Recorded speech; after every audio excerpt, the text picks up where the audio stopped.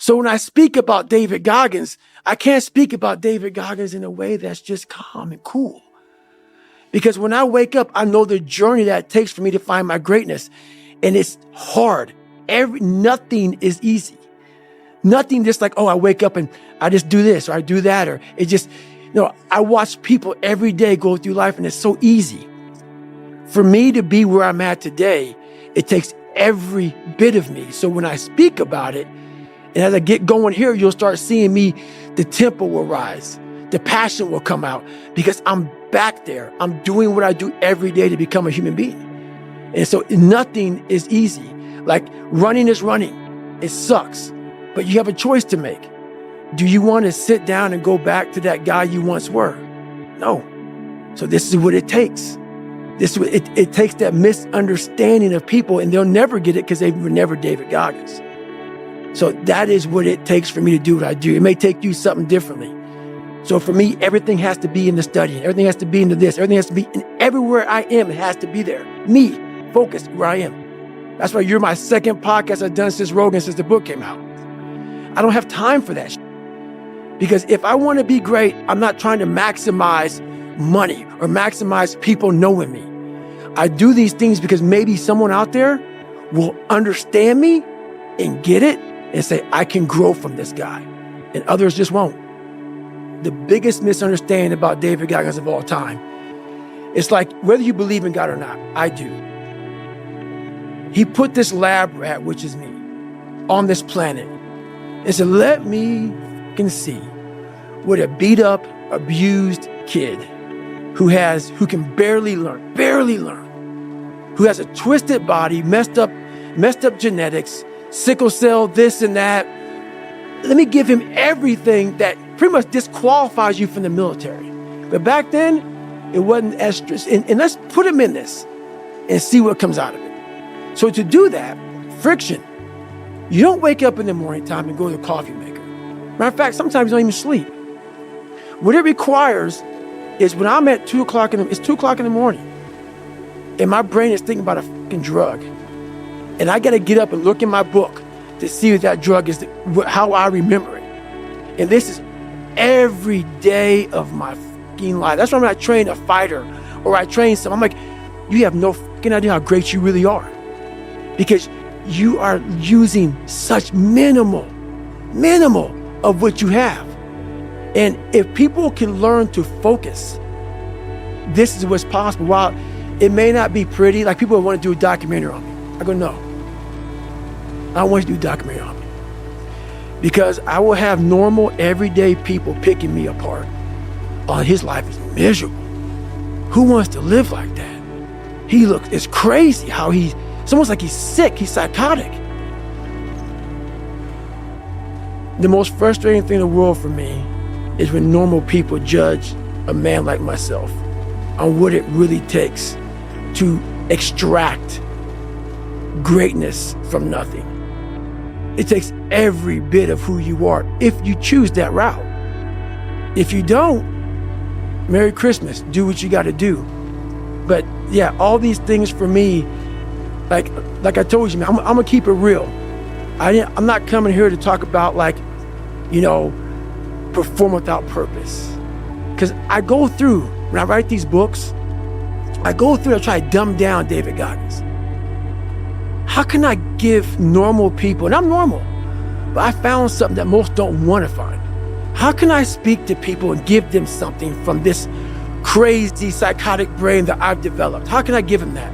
So I sit down with Jennifer for years and write down perform without purpose, callous your mind, armor your mind, the cookie jar, the accountability mirror, that people can use in their lives. No. I'm glad it helps you, but the barbaric life that I live, that you have to live, the almost obsession that you must have to be great, you can't put that in the book, bro. You can't put it in the book. You can't write about it. It has to be experienced. And you can't even, after you experience it, to write it in the book, it would seem like he needs to be locked up. It's too gory. It doesn't make sense for a guy that every second of the day, he is trying to extract more from something. He's constantly thinking, he's constantly disciplined, never going off the path. Whatever is injured on him, he figures a way. It's a conqueror's mindset. And very few people, if any, can really understand what that is. Like, I'm almost 50, and I've been this way for almost 30 years. Like, what do you do for fun? You would never, these questions, I don't get them. I don't understand them. So yeah, our culture has become hooked on the quick fix, the life hack, efficiency. Everyone is on the hunt for that simple action algorithm that nets maximum profit with the least amount of effort. There's no denying this attitude may get you some of the trappings of success if you're lucky, but it will not lead to a calloused mind or self-mastery. If you want to master the mind and remove your governor, you'll have to become addicted to hard work. Because passion and obsession, even talent, are only useful tools if you have the work ethic to back them up. My work ethic is the single most important factor in all of my accomplishments. Everything else is secondary. And when it comes to hard work, whether in the gym or on the job, the 40% rule applies. To me, a 40-hour work week is a 40% effort. It may be satisfactory, but that's another word for mediocrity. Don't settle for a 40-hour work week. There are 168 hours in a week. That means you have the hours to put in that extra time at work without skimping on your exercise. It means streamlining your nutrition, spending quality time with your wife and kids. It means scheduling your life like you're on a 24-hour mission every single day. The number one excuse I hear from people as to why they don't work out as much as they want to is that they don't have time. Look, we all have work obligations. None of us want to lose sleep, and you'll need time with the family or they'll trip the f*** out. I get it, and if that's your situation, you must win the morning. When I was full-time with the SEALs, I maximized the dark hours before dawn. When my wife was sleeping, I would bang out a 6 to 10 mile run. My gear was all laid out the night before, my lunch was packed, and my work clothes were in my locker at work, where I'd shower before my day started at 7:30 a.m. On a typical day, I'd be out the door for my run just after 4 a.m. and back by 5:15 a.m. Since that wasn't enough for me, and because we only owned one car, I rode my bike 25 miles to work. I'd work from 7:30 a.m. to noon and eat at my desk before or after my lunch break. During the lunch hour, I'd hit the gym or do a 4 to 6 mile beach run, work the afternoon shift, and hop on my bike for the 25-mile ride home. By the time I was home at 7 p.m., I'd have run about 15 miles, rocked 50 miles on the bike, and put in a full day at the office. I was always home for dinner and in bed by 10 p.m., so I could do it all over again the next day. On Saturdays, I'd sleep in until 7 a.m., hit a 3-hour workout, and spend the rest of the weekend with Kate. If I didn't have a race, Sundays were my active recovery days. I'd do an easy ride at a low heart rate, keeping my pulse below 110 beats per minute to stimulate healthy blood flow. Maybe you think I'm a special case or an obsessive maniac. Fine, I won't argue with you. But what about my friend Mike? He's a big-time financial advisor in New York City. His job is high pressure, and his workday is a hell of a lot longer than 8 hours. He has a wife and 2 kids, and he's an ultra runner. Here's how he does it. He wakes up at 4 a.m. every weekday, runs 60 to 90 minutes each morning while his family is still snoozing, rides a bike to work and back, and does a quick 30-minute treadmill run after he gets home. He goes out for longer runs on weekends, but he minimizes its impact on his family obligations. Evaluate your life in its totality. We all waste so much time doing meaningless bullshit. We burn hours on social media and watching television, which by the end of the year would add up to entire days and weeks if you tabulated time like you do your taxes. You should, because if you knew the truth, you'd deactivate your Facebook account stat and cut your cable. When you find yourself having frivolous conversations or becoming ensnared in activities that don't better you in any way, move the f*** on. For years, I've lived like a monk.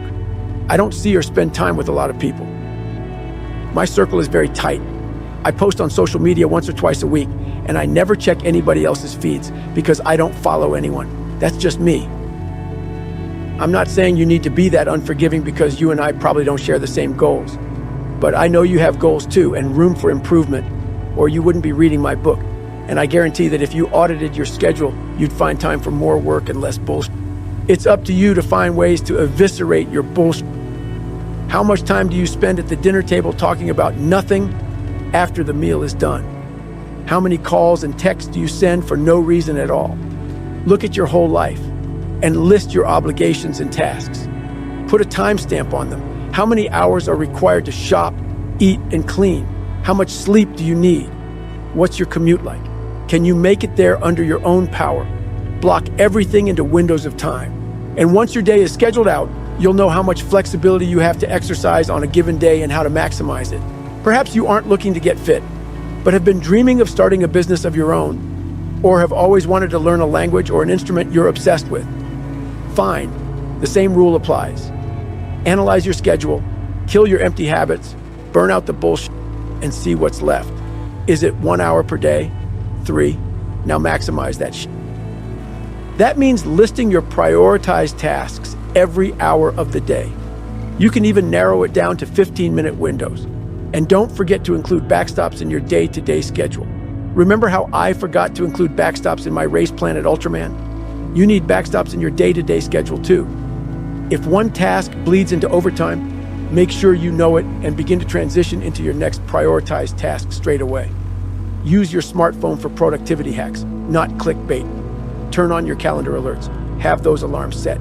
If you audit your life, skip the bullshit, and use backstops, you'll find time to do everything you need and want to do. But remember that you also need rest, so schedule that in. Listen to your body. Sneak in those 10 to 20-minute power naps when necessary, and take one full rest day per week.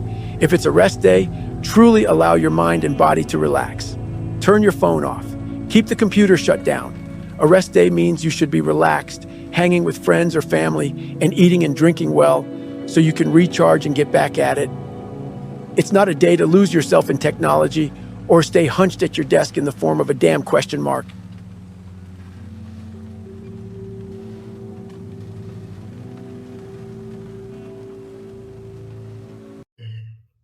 So when I speak about David Goggins, I can't speak about David Goggins in a way that's just claim and cool. Because when I wake up, I know that journey that takes for me to find my generators.